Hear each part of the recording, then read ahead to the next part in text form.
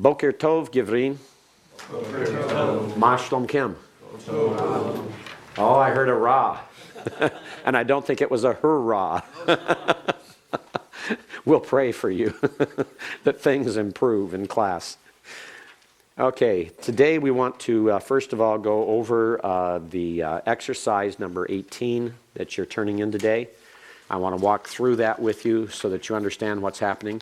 I'll be grading that and turning it back to you on Thursday, but let's walk through it and understand what's happening. So first of all, the translation for number 1.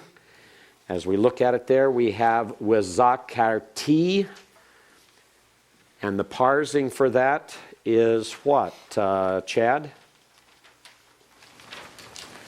How did you mark your parsing sheet? Any prefix? The wow conjunction. Right, wow conjunction. And the stem is cow. And it's a perfect form. First person, masculine, singular. First person, common, singular. Remember, all first persons are common. All first persons are common. Okay? So first person, common, singular from the root. Zakar. Zakar, Zayin, Kaf, Resh. And meaning? Remember. Remember. All right? So it's and I remember, or you could translate will remember, or I remembered, have remembered. Eth, the marker for the direct object. Berithi, the hierik yod suffix is first common singular, pronominal suffix. My, covenant. Esher, the relative pronoun, which. Beini, the preposition bain, meaning between, with a first common singular pronominal suffix, the hierik yod. Between me, and literally, and between you, masculine plural, second masculine plural on the chem. But remember, in English, we don't translate it between and between. We just translate one between. Between me and you, and between kol, all, or every, nefesh, soul, chaya, soul of life, or living soul. Bakol, among or in, all, basar, flesh. Velo, and this will have a negative, not. We'll see how that fits in. And Jan, how did you identify verb number 2 there? Yihya. I have it, no prefixes, it's foul, imperfect, third masculine, singular, a, yod, a. Good. Good. And notice that you have a note, footnote number 4 has the same thing on exercise part number 3. So number 6 is going to be identical to number 2. All right. And then we have, that has to be, and will not come again, will not be again, will not become, will not happen again. Od is again. Hamayim, the waters. Lemabul, this is belonging to the flood. The waters of the flood, the waters belonging to the flood. Leshachet is a PL infinitive construct. To destroy, from shachath, to destroy all flesh. So this is the way the overall translation goes. And I will remember my covenant, which is between me and you and every living creature among all flesh, and the waters belonging to the flood will not happen again to destroy all flesh. Okay? Now, let me explain a little bit about Yihya, because I'll accept whether you have be, become, happen, occur, come about. When you have the stative verbs, in the perfix of stative verbs, we have what we call a static stative. The static stative emphasizes state of being. state of being. In the imperfects, we have what we call the dynamic stative. The dynamic stative is a state of becoming. The state of becoming. Now, there'll be some exceptions with the perfects, and that is when the perfect of haya is followed by a lamed preposition, immediately by a lamed preposition. Then that perfect can be translated as a state of becoming. The lamed is what makes the difference. And if you take the time sometime to read the article in the New International Dictionary of Old Testament Theology and Exegesis by Dr. Grisanti on haya, he will tell you the same thing. That when you have haya followed by the lamed preposition, it has the meaning of become. That's especially when it's in the perfect. The imperfect will always have that concept of becoming, happening, occurring. It is in transition. Something we'll talk about further in the days ahead. You'll hear it again and again. So get in the habit now of translating the perfects of stative verbs with regard to a state of being, unless it's haya followed by a lamed. And the imperfects translate as a state of becoming. So as here, this would be the idea of the waters of the flood will not come again, will not come about again, will not occur again, will not happen again. All right? That's the idea of haya in the imperfect. Any questions, Scott? On lamabul, how do you get the of? Is that a construct state? The lamed is also used as a statement of the genitive, the same as a construct state. It is not a construct state. It is in place of a construct state. Okay? Do you remember offhand what chapter that was in so I could review It's it? not in your textbook at this point. Oh. You will find it later when we look at holiday. At this point, I would expect you to struggle a little bit, and perhaps some of you come up with the idea of belonging to. Okay? Or just said waters of the flood because you said nothing else makes sense. David? On the first line, on the very end, Yes. haya, Right. is that a form of a verb? No, it is not. Okay, That is a noun. it's a noun. It's a noun, meaning life. Yes? Is it okay for the meaning of haya to have was? If you have was at this point, there's no problem. I'm not going to change anything there. As I told you, this is the first time you've heard this issue. And no, I'm going to accept whatever you've given there in that general category. No problem. John? So a lamed preposition after, on a noun after haya, meaning it would be to become, or Right. that. So Either a noun or an infinitive. And that can be in a perfect or imperfect? Correct. So- But the imperfect already means become. Right.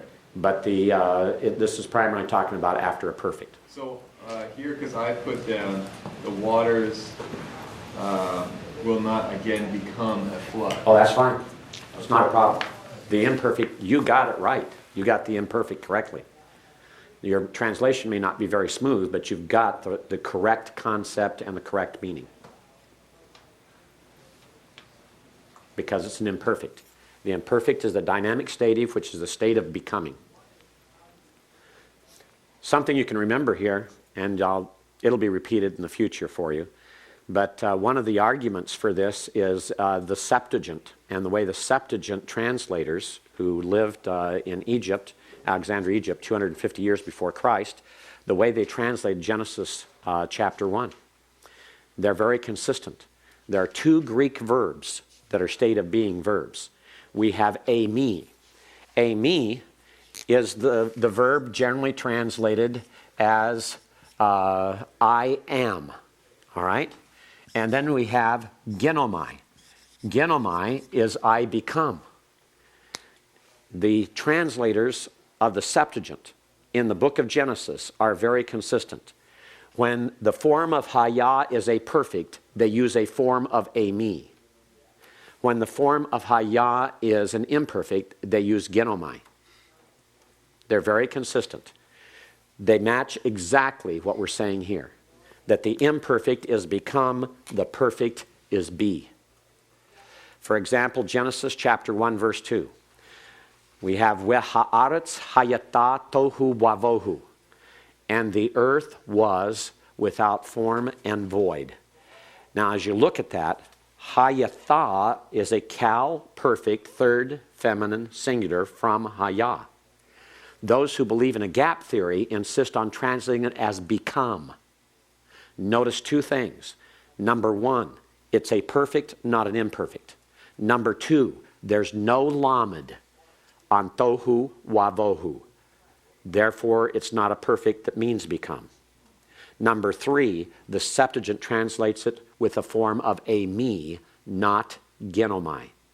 Therefore, it is not to be taken as the earth became empty and without form, formless and empty. All right? That's not the idea of it at all. There's no grammatical, syntactical support for the gap theory in its insistence on translating that verb as became. And it's fascinating because even the Latin Vulgate and the Syriac Peshitta and many other translations of, ancient translations of that text insist on the same demarcation. They observe the same distinction, that the perfect of haya is be, the imperfect of haya is become. All right? And we'll be handling that a lot in the future. And along with become comes the same meanings: happen, occur, come about. All right? All right, any other questions on number one? Scott. Yeah, how do you get a creature out of nefesh? Nefesh is a soul, so you have a living soul, a soul of life. Nefesh haya. So we just say a living creature, or a living thing, or a living being. Okay? Yes? I'm unclear on words which have a plural form, and they're like the lexical entry is a plural form. For example, mayim or shamayim. Mm-hmm. I don't know. I'm unclear on it. Can you translate those as either singular or plural? Yes, you may. You can. Yes. All right. So mayim is correct whether you translate water or waters. Yes, Scott? The first word of the second line, bakal. Yes. How did you translate that? With all or and all or? Among all. Among all flesh. If you translate as in, that's not going to be a problem. All right, any other questions on exercise 18, number 1? Scott. Just back to that beaver. You know, it just seems like I translated that, and it seems to me it means the same thing without any being heard there at all. The water will never again flood. You had a form of be there. That the word will Oh, is a future form of be. okay. Okay?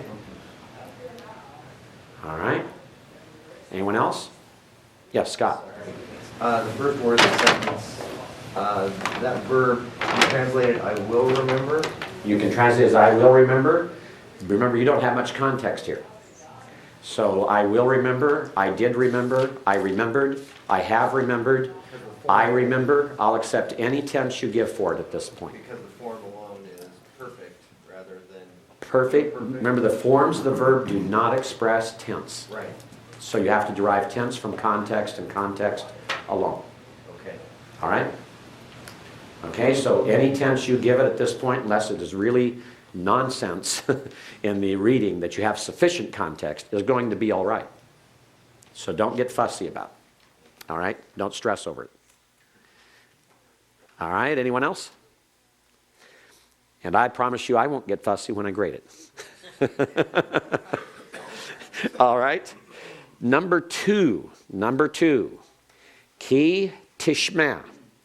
Ki can be translated as because, for, if, when. We have to determine by context. Tishma. Jeff, how did you parse tishma on your parsing sheet? It's number 4.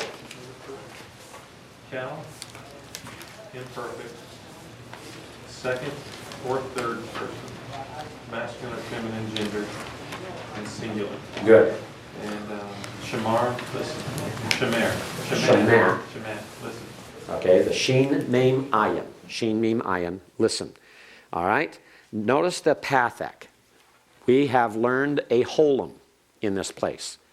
Why is the pathak there instead of a holum? Scott? Because of the guttural on the end? Because of the guttural on the end. What are the three rules of the guttural? Guttural prefers A-class vowels around it as well as below it, and this is why it does it. Okay, what's the second rule? Refuses doubling, and the third and final rule? Prefers compound schwas, right. Keep those in mind. They'll answer many, many questions. All right? So this is either she listens or you, masculine singular, listen. Bakol, anytime you have shamah followed by a beith, the beith normally indicates the direct object. Otherwise, you translate listen in the voice, listen with the voice, or listen to the voice, or obey the voice of Yahweh, your God. And to keep, lishmor. Gus, how did you parse number 5, the 5th verb on your parsing guide? I had a preposition, Okay, preposition is a prefix. a cow, Cal, and then I had an infinitive construct. infinitive construct, and the root. And then the root was sheen, main, rage, and it's keep. Keep. Okay, keep regard. So we have here then, thus far, it seems that the key is best probably taken as a for here, or because. If you have if or when, I'm not going to object. And it looks like then this should be taken as you, because it makes more sense for it to be you rather than just she. Because, or for, you listen or will listen, or have listened. Again, tense, I'm not going to be fussy, and don't expect you to be fussy over it. At this point, you don't have sufficient context. Because you listen to the voice of Yahweh your God to keep. Eth is the direct object marker, so it's not translated. Call, all, and then mitzotau. Mitzotau, you can tell by that mitzot is plural. The au also confirms that it is a plural noun, commandments. And the wow on the end tells you it's his commandments. So it's if, when, indeed, for, because, you listen to or obey the voice of Yahweh your God to keep all his commandments. Chad. I was surprised by the beith preposition on kol. Why was that a beith? I was expecting a lamed. The beith is what is characteristic of the Hebrew. Shamaz followed by beith. Interestingly, you'll find the same type of situation in the Greek language, that akuo can be followed by n. Yes. And Go ahead. Sorry, another question on that is, what would be our clue that that's in the construct? It's not construct. It's not. Are you talking about coal being in construct? Kol being construct, yes. The only is context. Well, that accent doesn't mean anything. The accent is a conjunctive accent, a very minor one. But I wouldn't expect you to understand what that accent is at this point. So it's just context. Yes, Jeff? We can always do those ing, it's either or, is that correct? How did you translate it? How does it fit the context? Go ahead. Keeping all his commandments. Okay, that's fine. No problem. But is that always the case? No, it's not always the case. And I would prefer to keep here because I think that it's the idea of talking about result or even purpose. But that's a preference. Keeping here is not going to create any difficulty at all.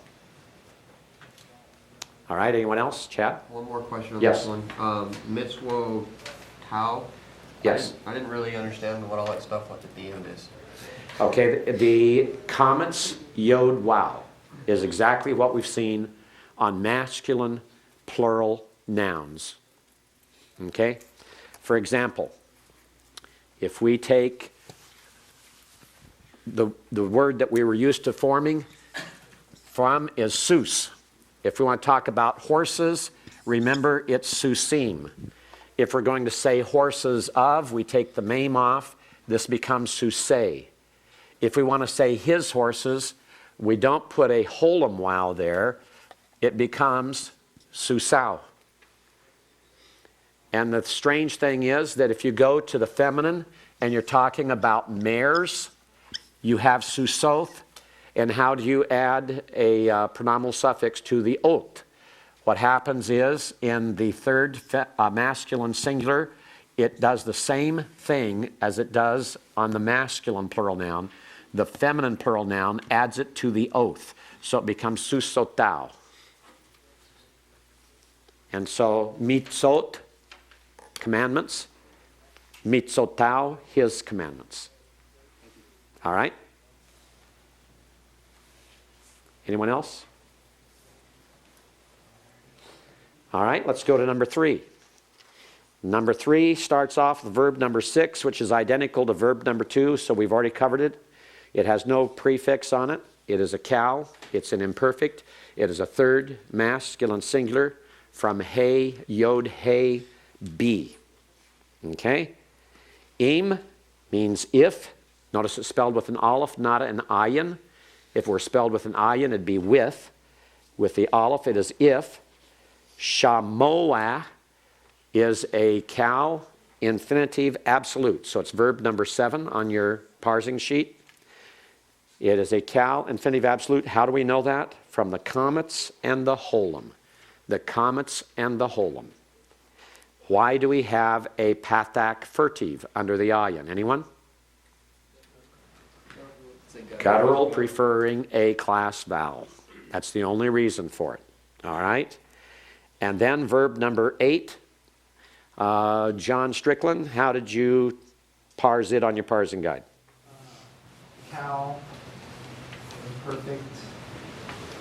Second is a masculine plural. Masculine plural, okay. From the root? Sheen, name, ayin. Okay, sheen, mei, mayan, meaning Here. hear or listen. All right? So that's going to be you, masculine plural, listen. And when you put shamoah and tishma'u together, they're both from the same root. That makes them cognate. Therefore, this is a cognate infinitive absolute. And the infinitive absolute is put in the first position. It's put before, pre-positive. Therefore, it's intensive. If you indeed, if you certainly hear, if you certainly obey my commandments. Here, el is actually unto or into. But as you're trying to translate that, you say that doesn't make any sense in English. That's that same thing again. In Hebrew, it's either in or unto or into, used as a preposition preceding the direct object of the verb shamah. We talk about listening to. So if you use to here and use listen, you probably came the closest you could to trying to maintain el as something close to unto or into. But it's the idea of to obey, if you indeed listen to my commandments. Mitzot, plural, feminine plural, from mitzvah. And the I, pathic yod, is the same as what we saw on the masculine plural nouns with first common singular pronominal suffix. Again, it's added on to the strong feminine plural ending. Dennis, question? Do you get absolute construction as surely take heed to? As surely take heed to, yes. That's fine. Good translation. Yes, John. So this is emphasis, not duration. Correct. Duration is when the infinitive absolute follows, is post-positive. What is the finite verb? It's not. The finite verb is tishma'u. A finite verb means a form other than infinitive. A finite verb is a perfect or an imperfect. Okay? An infinitive is not finite. Okay? Anyone else? All right. Asher, which, anoki, I, mitzvah. I ggave you the parsing on that, a PL participle masculine singular from tzadeh, wow, hey, command, which I am commanding you. Eth chem, the eth is the direct object marker, not translated. Chem, second masculine plural, you. Hayom, today. Today. And then le'ehava, I gave you that one. The parsing of verb number 10 was cal, infinitive construct, from aleph, hey, bait, love. To love, eth, is again the direct object marker, not translated. It's the direct object of love. To love Yahweh, your God. Okay, questions? Any questions you have on number 3? All right, let's go to number 4. Number 4 begins with the verb. Roger, how did you parse it on your parsing sheet?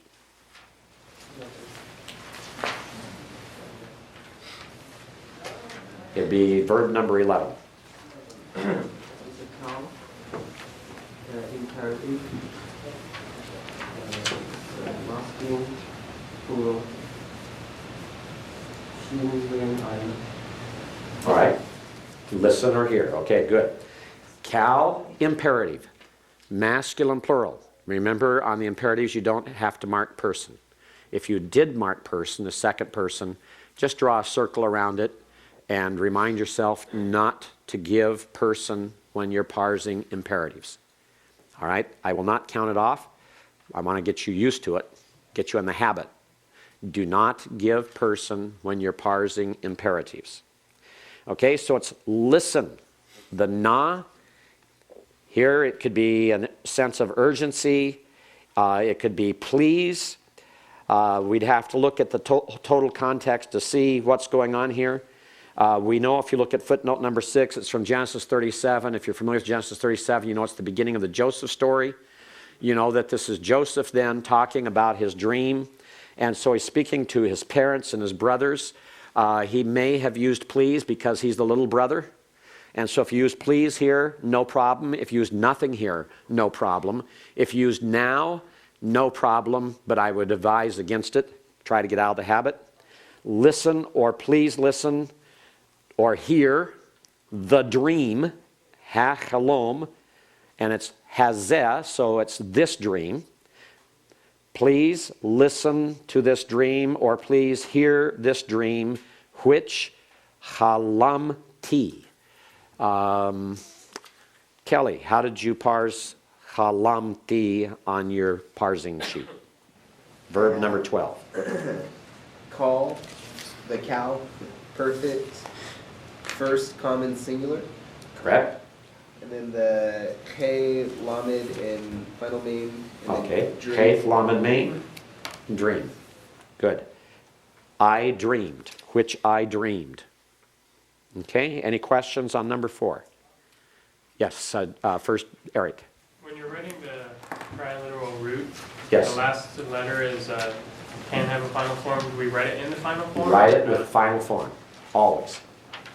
Okay, always switch a letter to a final form if it's the last letter in the root or the last letter in a word. So this would be a final name be used here. It's something I will mark on your sheet for you. Won't count any points off, but still want you to get in the habit of always using the final form, the correct final form. John. Does an exclamation point indicate the same as that particle?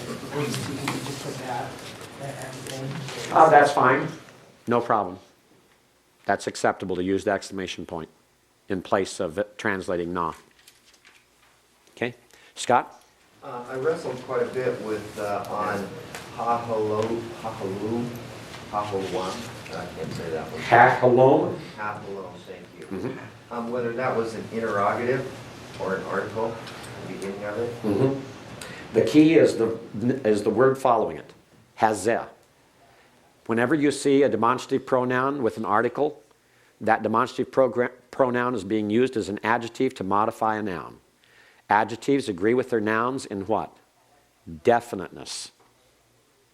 Definiteness, and in gender and in number. So it couldn't have been what is this No. dream? Right. And also remember that if you're going to have a interrogative, that interrogative normally be on the first word of the sentence. where you have the question. And it would sound odd for him to say, listen, what is a dream? Or is this a dream? Something like that. So try to avoid that. It'd be very rare to have that change that way. All right? Anyone else? Any other questions on number 4? All your questions are well asked and are excellent and are pertinent. Okay, number 5. We begin with verb number 13. Verb number 13, John Melcon. How did you put it on your parsing sheet? I had a wow conjunction. Okay.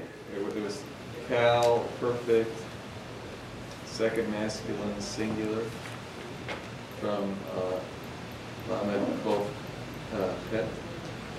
Okay. Take. Receive.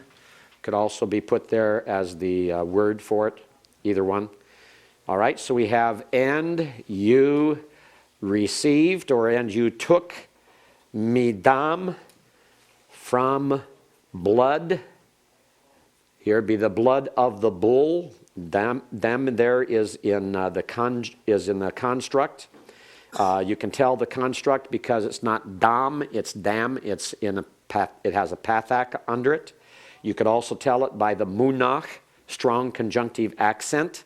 You can also tell it by context because it's followed by a noun with an article on it, which immediately you should be asking a question that if a noun is followed by a noun with an article, then is the first noun in the construct. And so you wouldn't need to have the accent to tell you that, or even the vowel change to tell you that, but you have 3 indicators of it. You have the pathak, the vowel, you have the conjunctive accent, and you have the context with a definite noun following. So, and you took, or and you shall take, from the blood of the bull. Wetishpok, verb number 14. Michael, what did you have on your parsing sheet? A wow conjunction, cal imperfect, second and third person, masculine, feminine, singular. Okay, this is verb number 14, right? Yeah. Yes, wow conjunction, cal imperfect, second masculine singular, and third feminine singular. Remember, this form fits both. And of course, when you translate, you're going to determine which. But for the time being, I want you marking both of them so I can see that you recognize that both forms are the same. Okay? And then later we'll stop doing that and we'll parse it according to the context. But I want you right now to be marking both. And if you did not, please mark it that way now. I'll give you that opportunity to change it without penalty. All right? And you shall pour out, or you poured out, depending on how you took it in the tense and the context. Al, upon, karnot is the horns of the altar. Karnot is in construct with ha-mitz-beach. Again, you can tell that because of the way that the vowels are formed on karnot, and also because the conjunctive accent, which I wouldn't expect you to identify or understand here or be able to identify. But again, it's followed by a noun with an article, so we have to ask the question, then are these 2 nouns in construct? Yes, they are. And so it's the horns of the altar, because when you have an article on the second noun, remember it applies to both nouns in translation. The horns, upon the horns of the altar, with your finger. Ba'etz ba'ekha. Baith means in, with, by, and so here with fits the easiest and best, the smoothest. Wa'eth kol hadam, and all the blood. Here the eth is the mark of the direct object. It's continuing the concept here of pour out, and you see that by tishpok that follows. Tishpok will be identical to 14, except it does not have the wow conjunction prefix. And you will pour out, and all the blood you will pour out, el, on, onto, yesod ha-mitzbeach, the base of the altar. The base of the altar. Any questions on number 5? Scott? Is there any difference between bull and young bull from a vocabulary point of view? No. You can use bull or young bull. Both are adequate, acceptable. Okay? Any other questions on number 5? All right. Let's go through the opposites on the second page. We already did bath. Number 1 was parallel to H, the opposite of H. Number 2, yesh, is the opposite of what, Chad? Ain. Ain, L.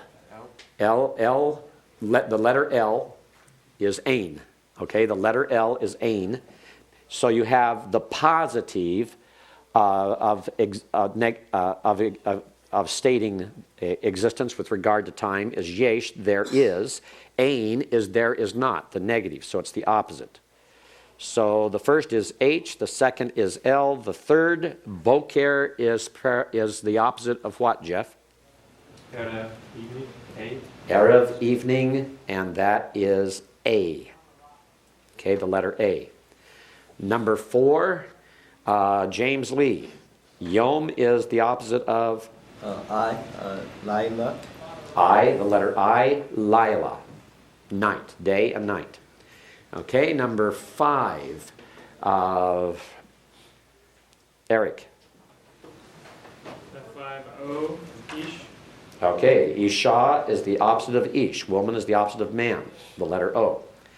Number 6, Av. Kempis, the opposite of? T, aim. Right, T, aim. Aim is mother. So father, the opposite is mother. Number 7, Im with an ayin. Dennis? K, believe. K, beli, without, with, opposite of without. We'll see if that stands up here, okay? Did anyone have anything different? Good. Wow. I'm impressed. Number 8, Yarad, James Wood. G. Nasa. Nasa means to lift. Yarad means to go down. What would be the opposite of go down? Go up. What's go up? Allah, the letter S. The letter S.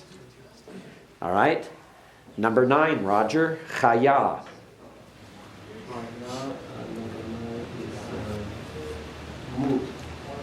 Okay, letter D, Mut.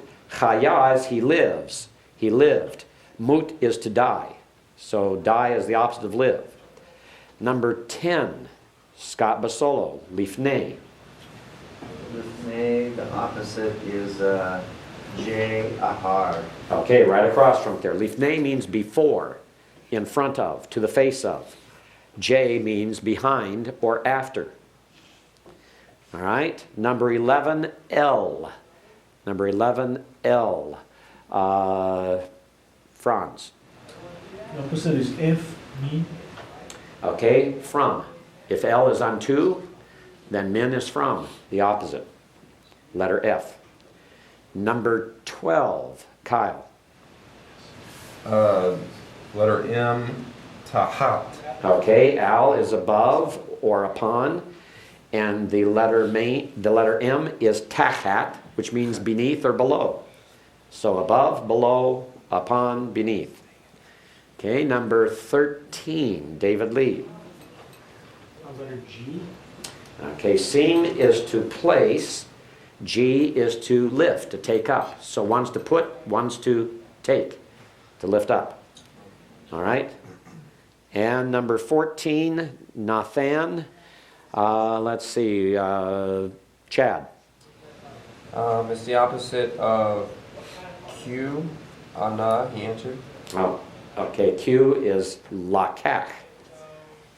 Oh, sorry. You had a dyslexic moment there. You reversed the Q to read a P or your eye jumped up. Yes, it is. All right?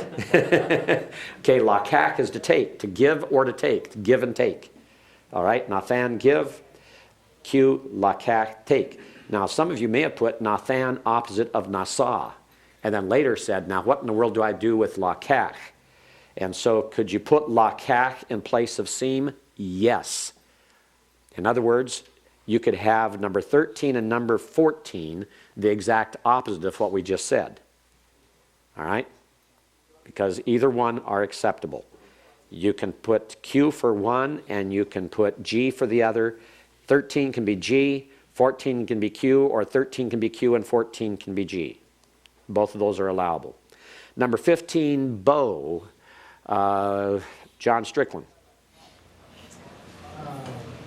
B, shoe. Okay, to go and to return. What do you think? Yes, that's right.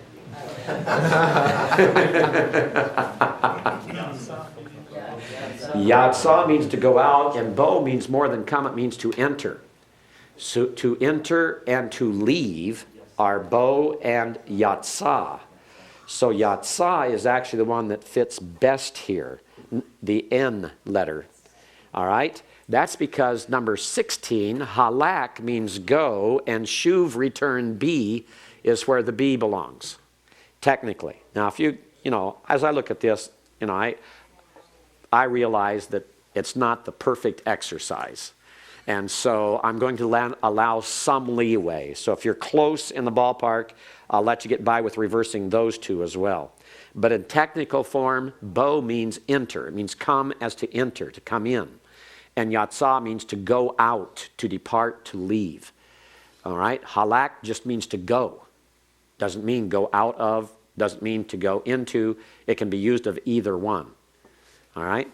Yes, Jan. If I missed like father, instead of put son instead of mother. Well, then what'd you do with mother later? Did you put her parallel with daughter? Daughter, yeah. Even though in class we said number 1 was son? Remember, we filled in number 1 together.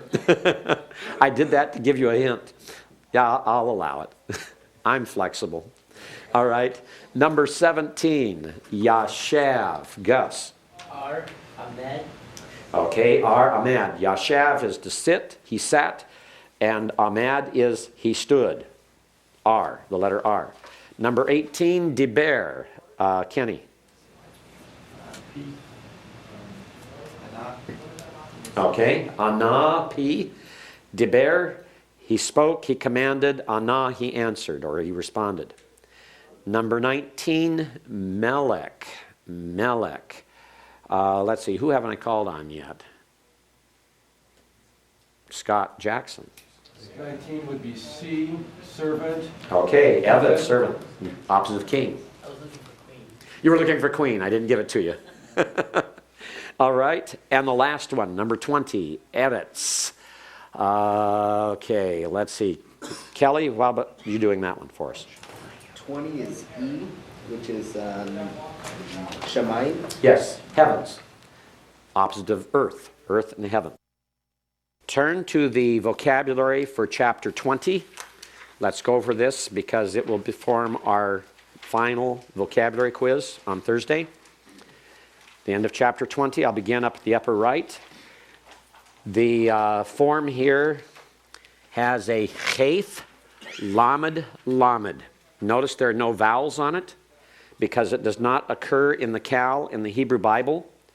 In parenthesis, you have an ni, indicating that it is normally found in the nifal, and that is normally translated as he polluted. So chayth, lamed, lamed is the root that in the nifal is translated he polluted. And all you'll be given is the chayth, lamed, lamed on the vocab quiz. Chana, chayth, again.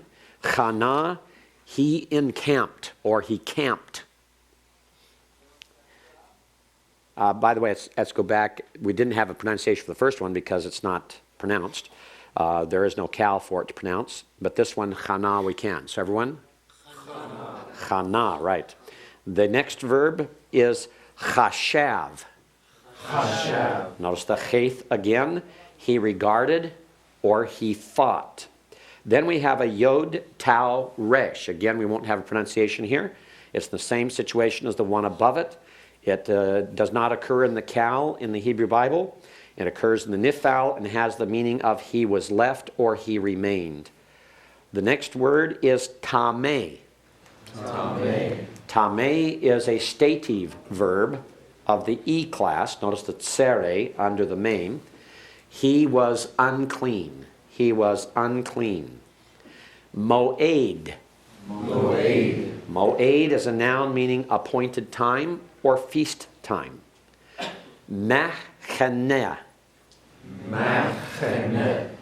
This is from the same root as chana. Chana is the verb. Machane is the noun. So this is the camp. Mateh. Notice the doubling dogish in the teth. This means rod. It can also mean tribe. The rod is symbolic. It's like talking about the scepter or the throne of England. Refers to royalty, refers to the kingdom. And here the rod is used as synecdoche. It's a word that is used to represent a tribe and therefore sometimes translated as tribe. Sometimes it's a rod, literally. Sometimes it's a tribe. Mateh. Malak. We've had this one before already. We're repeating it again. It means angel or messenger. Then we come back to another that just has the root letters, the Samic Tau Resh. Don't confuse it with the Yod Tau Resh above it. Is found in the Nifal and means he hid. The Lamed Cheth Mem, to the left of it there, also the same situation in the Nifal, means he fought. It can also mean he waged war. He battled. It's the idea of to fight as in a war. And then we have Mishpacha. That's a feminine noun that means family. Family. If I were to ask you, Yeshli ha-mishpacha, what would I be asking you? Yesh means what? Is there, okay? Or there is, right? And if I ask it as a question, it's is there. So there is or is there. Yesh, li, lamed preposition. First common singular, to me, for me. In other words, do I have a family? Yesh li hamishpacha. If I'm saying it to you, I'd say to an individual like Kenny, I would say yesh lecha, second masculine singular, hamishpacha. Do you have a family? It's a very common phrase used in conversation when you're meeting someone for the first time. Yesh lecha hamishpacha. Hamishpacha, mishpacha is family. Lashon. Lashon is a feminine noun meaning tongue, and therefore it is sometimes used of a language as well. What tongue do you speak? What do you speak? The Hebrew tongue. All right. Hamas. You've heard this word before, haven't you? The name of the Palestinian political arm, Hamas. The word means violence. It's a terrorist organization, and its name is well given, well taken. They applied it to themselves. That's indicative of their philosophy. Hamas, violence. No one should miss that with the type of issues going on in the world today, if you're familiar with what's happening in Palestine. The last word in that line is E. E is normally found in the plural rather than the singular. It is the word that means coast, region, or island. Coast, region, or island. Iyim, the plural, is islands or coastal region. Rishon. Rishon is the word first. That's an ordinal number instead of a cardinal number. Echad is the cardinal number 1. Rishon is the ordinal number first. First, Rishon. It's built on the word rosh, which means head. Parad. He divided, he separated, he spread. Ma'ekal. Notice it's based on the root aleph, kaf, lamed, which means he ate. So ma'ekal is the noun food. And we also have another noun there given. And this one, notice the first comments is in a closed, unaccented syllable. Therefore, it is a kametz hatuf. It has an O sound, ok, la. Ok, la. Ok, la. Remember, the accent goes on the final syllable. Ok, la also means food. And there's no distinction between the two with regard to meaning. It's just a matter of personal choice or a matter of the Hebrew mind saying certain words go together and one will be used with one as opposed to another. Any questions on the vocabulary for lesson 20 for the vocab quiz for Thursday? Yes, Kelly? Sorry. Vocab quiz is in what's on our exam, or is it what we're taking in 2 days? I'm sorry. This is the exam. Excuse me, there is no vocabulary quiz on Thursday.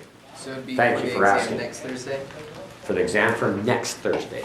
And does that quiz only reflect these words, or does it reflect these words? The and rest of vocabulary, the vocabulary part of the final exam will be taken solely from this exercise. But you will have other vocabulary on the exam for certain translations. So one of the things we'll be doing is reviewing some of the basic vocabulary. But there will be a separate vocabulary section, just like you've had for vocabulary quizzes, that will be part of the exam. And that will be lesson 20. You do need to know your other vocab, but it won't be as part of a vocabulary entry. It'll be part of a translation. Okay? Anyone else? And other questions there? Thank you for pointing that out, though, because I was thinking about giving another vocab quiz, and my notes here say very specifically no. This is for the final exam. All right. Now, let's spend the remainder of our time in starting the review for the final exam. I handed you a sheet there of the imperfect song. It's called imperfect because it's about the imperfect, but it's also an imperfect song.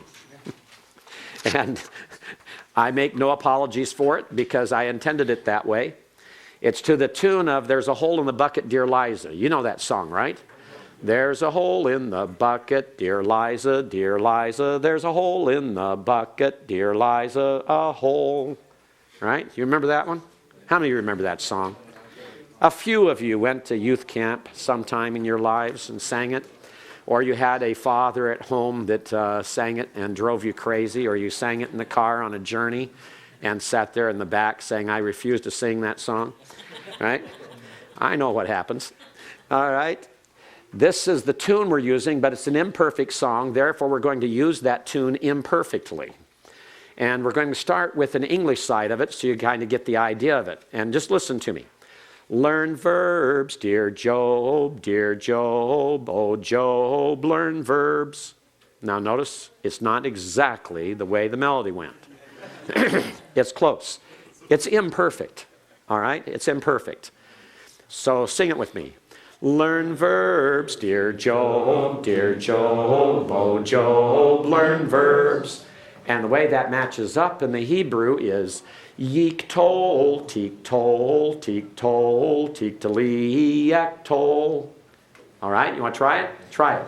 Yiktol, tiktol, tiktol, tiktali, yaktol. Now, obviously, yiktol doesn't mean learn verbs. Okay? Yiktol is the kal imperfect third masculine singular of katal. Tiktol, the first one, is a kal imperfect second masculine singular. The next tiktol is the third masculine singular. Tiktali is the second feminine singular. Excuse me, that should be the other way around. The first tiktol is the third feminine singular. The second tiktol is the second masculine singular. And then you have second feminine singular, tiktali, and then first common singular, ektol. All right? Sorry about that, Gus. All right? Go third, third, second, second, first. Okay? Third, third, third masculine singular, yiktol. Third feminine singular, tiktol. Second masculine singular, tiktol. Second feminine singular, tiktali. First common singular, ektol. All right? Now, let's just say those five together, okay? Yiktol, tiktol, tiktol, tiktali, ektol. All right? You ought to practice that until you come up with it. Yiktol, tiktol, tiktol, tiktali, ektol. All right? Yiktol, tiktol, tiktol, tiktali, ektol. Everyone? Yiktol, tiktol, tiktol, tiktali, ektol. If you memorize that, let me tell you, this opens the door to all the conjugations and the imperfects. You've got to remember these, though. You have to memorize them, okay? So let's sing this whole verse together, okay? Learn verbs, dear Job, oh Job, learn verbs. Yiktol, tiktol, tiktol, tiktali, ektol. And we continue on. It's so easy, dear Solomon, it's so easy, dear Solomon, it's done. Yiktalu, tiktolna, tiktalu, tiktolna, niktol. It's an imperfect song because the first verse has a slightly different arrangement than the second verse. And that is so that the second verse matches the imperfect verb. All right? So let's try the second verse again. It's so easy, dear Solomon, it's so easy, dear Solomon, it's done. Yiktalu, tiktolna, tiktolu, tiktolna, niktol. Okay, now let's say the Hebrew side of it together, okay? Yiktalu, tiktolna, tiktalu, tiktolna, niktol. Remember, yiktalu is the third masculine plural. Tiktolna, the third feminine plural. Tiktalu, the second masculine plural. Tiktolna, the second feminine plural. And niktol is the first common plural. These are all the plurals. So then as you're going through, you should have yiktol, tiktol, tiktol, tiktali, ektol. Yiktalu, tiktolna, tiktalu, tiktolna, niktol. All right? All of them all together. All right? So let's try all 10 of them in a row. Let's do it slowly and then speed it up in the second time, okay? Yiktol, tiktol, tiktol, tiktali, ektol. Yiktalu, tiktolna, tiktalu, tiktolna, niktol. And a little fast the next time. Yiktol, tiktol, tiktol, tiktali, ektol, yiktalu, tiktolna, tiktalu, tiktolna, niktol. Got it? All right? You can chant this. I mean, it has a rhythm to it. You can almost dance to it. All right? And if you practice this around your children, I guarantee your children will have it memorized just like that. And especially if you're singing it in the song, they'll learn it in a hurry. All right? My apologies to anyone I may have offended by my composition. It's an imperfect song by an imperfect being. But I love to use things like that to help learn things. If anything can be used to help you to remember these things, I'm game. I love doing it. All right? Okay, so let's put that away. And I want to go back to this again. All I need to know about Hebrew I learned in 503. Remember, we had gutturals and their rules. Gutturals and their rules. It's very, very important that you remember the gutturals and their rules. It is going to come up again and again and again and again. Gutturals and the rules. The major accents, especially, you should have down the athnak, which is the middle point. You should have down the saluk, which is the end point, together with sof pasuk. Sof pasuk are the two diamonds. And the zakef katon, the two dots above, and the diamond above, rabia. So those are, and then the major conjunctive accent, the munach. So there are 6 major accents for you to remember. Athnak, marking the middle. Saluk, which goes together with sof pasuk to mark the end of a verse. You had zakef katon, the 2 dots above, to mark the quarter points. And ravia, which also is the diamond above, that is also marking quarter points. In fact, it comes from arba'ah, which means 4. Ravia means 4th. We had rishon first. Ravia is 4th. It's the ordinal for 4th, ravia. And then we had, in addition to that, we had I'm missing one because I counted one of them as just once. You've got to remember Athnak, you've got to remember Saluk, and you've got to remember Sof Pasuk. Okay? Sof Pasuk and Saluk, keep them separate because those can be marked for you to identify both. And remember, the Saluk is the single vertical line that accents the final accented syllable in a verse. But the two diamonds, one above the other, that looks like a colon, that marks the end of the verse. That's called Sof Pasuk. Sof means end, Pasuk means verse, end of the verse. So you have the Athnak, you have the Saluk, you have the Sof Pasuk, you have the Zakef Katon, which are the two dots above, you have the Revia, which is the diamond above, and the sixth one is the conjunctive accent Munach. Looks like a backward L. Those are the 6 major accents that you should remember and be able to identify for the final exam. Remember that the he plus pathic plus dogish forte in the following letter marks the article. Adjectives agree with their nouns in definiteness, gender, and number. Im is a masculine plural ending. A is a feminine singular ending. Oath is a feminine plural ending. All right? Im, a, ot. Those stand you in good stead, not only for nouns, but for participles. To keep those in mind. Remember, in the participles, you have an alternative feminine form that has eth. A, the tsere yod, is the masculine plural construct ending. At is the feminine singular construct. So divrei is words of. Torat is law of. Word order is verb first, subject next, object third. Modifiers follow what they modify.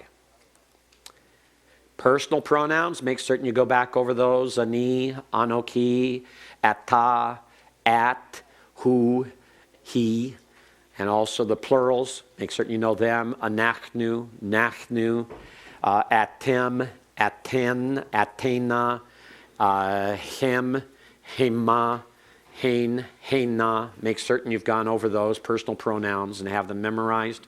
The cal stem, all forms.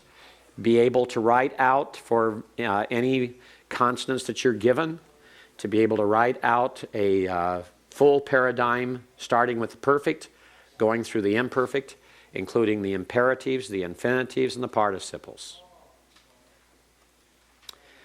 And also remember the names of the stems, the 7 stems. Cal, nifal, hifil, hafal, piel, pual, and hithpael. Eric? Do you include the imperative and all forms? Yes. Do you also include the cohortative and jessup? No. Good question. No. You'll have the imperative in all forms, the imperfect in all forms, minus gessive and minus cohortative. Minus wayik tol. You won't include that in your paradigm either. Kenny? You have them in your textbook there. Your paradigm for your verb. You can go back and you have several of them actually. But the regular verb is given for you on page 200. You have the cal. Goes down through the perfect, the imperfect, the plural, the imperative singular, the participle singular. Where's the whole thing? On page 201, opposite, you have all of them. You have the participle active and passive. You have all forms of the imperative. You have the infinitive absolute and the infinitive construct. So page 201 is the best one. Page 201 gives you all of them. On the cal, forget about the stative. Just learn that first one under active. Learn that first one under active. Ignore stative. I want you to memorize the active. Katal, katal, katala, katalta, katalt, katalti, katalu, kataltim. And remember, if you memorize this, you can insert any 3 consonants in place of the kof, taith, and lamed, as long as they're strong consonants without gutturals. And I will not give you any form that has a guttural in it to do this. So if you memorize this one, all you have to do is substitute, because if you have, well, let's start up here. If you have ektol, then you know that that's going to be then loc. You know it's going to be shol. Whatever verb I give you, it's going to be ek tov. Any three consonants I give you that are normal consonants, don't include any guttural. It's the exact same vowels, the exact same prefix. So all you're doing is substituting different letters in the first place, the second place, and the third place. Otherwise, it's all the same. Yes, Kelly? Just a quick question about stative verbs. Yes. You had just mentioned it. Now, am I right to think that there are some verbs that are stative, Yes. like he was small, and then other verbs which are not naturally stative can be made stative by being put into the stative form? Not necessarily. Not necessarily. That is not an equation that you can follow all the way through. Okay? There's no such thing as making a fientive verb stative. It either has a stative equivalent or it doesn't. But it cannot be made stative. Now, verbs that are naturally stative, like he was small, can that backtrack and not be stative? No. If it's stative, it's stative. Okay, so you can't make a stative verb into an active verb. All right? Yes? This active form, is there going to be a chart like this? You will have a blank page in which you will write it out yourself, identifying all the parts. If I bring a chart like that, with a quick pen though, I mean, just so I write No. the lines. No, you have to create it completely for the exam. So memorize the whole thing and memorize how you would mark it and be able to identify all of it. Because I want you to include the identification. So as you're writing it out, if you have this, first of all, you're not going to have to give cal. You're going to have to identify perfect, or imperfect, excuse me. And so you're going to have an imperfect. Remember to put an F on it because you have an imperative that is IMPV. So put an F on it. Imperfect, first common singular is all you need to put there for this. But I want you to write out what it is. What do you have there? Do you have a perfect? Perfect can be PF. And if you have like katal, then that's perfect. Third masculine singular. Just put the number and the letters. Plural is a P, singular is an S, masculine is an M, common is a C, and feminine is an F. So all you have to do is just write it out very briefly that way. And I would suggest that the first thing you do when you get your exam is look for that particular part of it while it's still fresh on your mind, and go right through and start writing it out the best way that you find for you to work. Either go through and write out all the the 3MS, 3FS, 2MS, 2FS, etc., all the way down, and then go back in and fill in your Hebrew, or write your Hebrew in and then fill in the identification. David? Would you prefer to have it in this order? Yes, I prefer to have it in the order that's on page 201, starting with third person. But if you have already memorized it, starting with first person, no problem. Just give it to me that way. All right? Some of you will find it easier to memorize it starting with first person. That's why it's that way in the body of the textbook. And in the back, we put it in the third person order because that's the normal order you'll find it in most Hebrew grammars and textbooks. Yes? So we'll need the perfects, imperfects, imperatives, participles. And infinitives. All. Everything you see in that column, the active column under the cal on page 201, everything you see there, plus the identification to the left. Okay? And you'll just pick some word. I will give you one of these words like mashal or malak or katav or katal to give you. It'll be, and all you'll do is substitute those three letters for how you memorized it. I would recommend memorizing katal because it's so easy to remember. And all three consonants are very clear. And it's easy to say, it's much easier to say yiktol, tiktol, tiktol, tiktali, yektol than it is to say yimshol, teamshol, teamshol, teamshali, emshol for some reason.